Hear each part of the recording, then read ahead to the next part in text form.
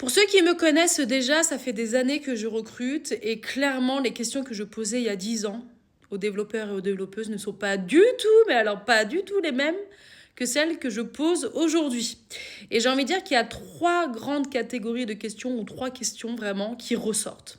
Déjà, la première question, c'est comment tu utilises l'IA et les agents de code au quotidien. À travers cette question, je ne veux pas une personne qui est experte IA. Non, pas du tout.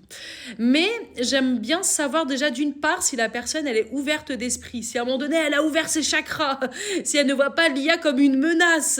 Bouh, c'est pas bien, mon Dieu, ça va remplacer tous les développeurs, je ne veux surtout pas en entendre parler.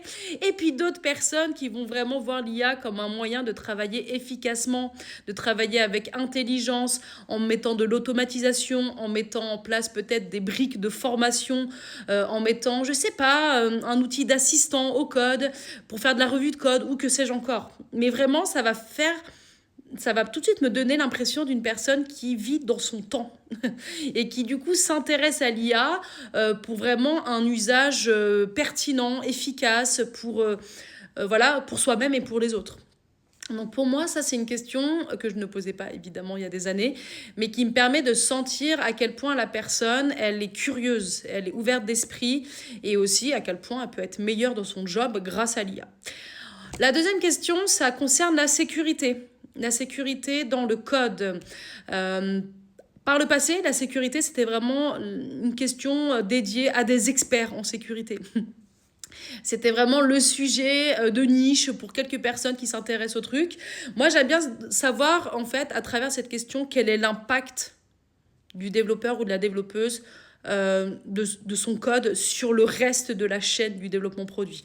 J'aime bien savoir à quel point il y a de la sécurité by design, c'est-à-dire à quel point la sécurité commence dès le début du projet. Est-ce que la personne s'intéresse à ce sujet? Qu'est-ce qu'elle a mis en place? Est-ce qu'elle a eu un petit peu de la sueur sur le front par rapport à la sécurité? Et qu'est-ce qu'elle a mis en place, etc. Ça permet vraiment de voir à un moment donné si on n'est pas juste dans le hype, dans les choix techniques ultra géniaux, génialissimes, etc. Mais est-ce qu'à un moment donné, on s'intéresse à des sujets cruciaux pour le business, c'est-à-dire les failles de sécurité et comment tu rends un code solide, robuste. Ensuite, la troisième question qui n'est pas de 2026, mais tout de même qui se pose de plus en plus, c'est ton intérêt pour le produit. Oui, tu ne codes pas juste pour la tech. Tu ne fais pas de la techno juste pour de la techno. Tu as une visée produit. C'est un moyen, la technologie. C'est pas une fin en soi. Et donc, j'ai besoin de savoir à un moment donné si la personne s'intéresse au produit sur lequel elle travaille, mais aussi le produit sur lequel elle va peut-être travailler dans sa future entreprise. Est-ce qu'elle a regardé, je sais pas, des chiffres clés? Est-ce qu'elle a regardé un petit peu les enjeux business, quel a été son impact sur le produit, etc., etc. Et comment, évidemment, dans tout ça, elle met un peu de qualité. Est-ce que c'est un gros mot, le mot qualité?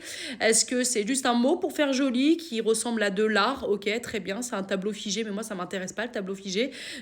La qualité, c'est quelque chose de vivant, d'accord? Donc, j'ai besoin de sentir à quel point la qualité, elle existe, elle vit, et comment elle s'incarne dans son quotidien, dans son code, et dans sa manière de rendre sa solution robuste, performante, pérenne, et puis également avec une bonne satisfaction client en face.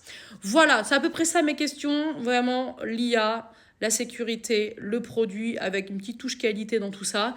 Et ça me permet de sentir plein de choses, autant au niveau des soft skills, mais aussi au niveau des aptitudes techniques du candidat ou de la candidate. Voilà, voilà. Et j'espère que ça vous a servi, cette petite vidéo. Et si évidemment vous avez d'autres questions à me suggérer, peut-être que j'en ai oublié, hein, bien évidemment, j'en ai plein d'autres. Mais en tout cas, je vois celle-là vraiment qui change par rapport à il y a 10 ans. Mais si vous en avez d'autres, franchement, je suis preneuse. Voilà, bonne journée à tous.